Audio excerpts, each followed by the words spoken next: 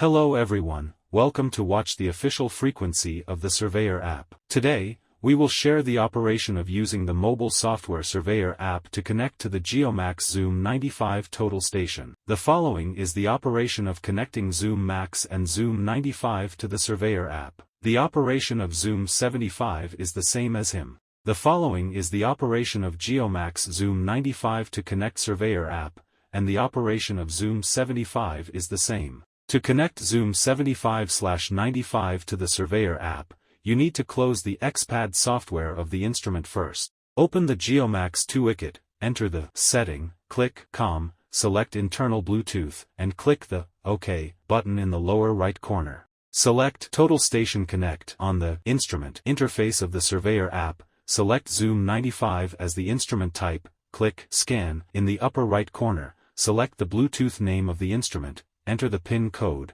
and the software prompts, connected, initialization completed.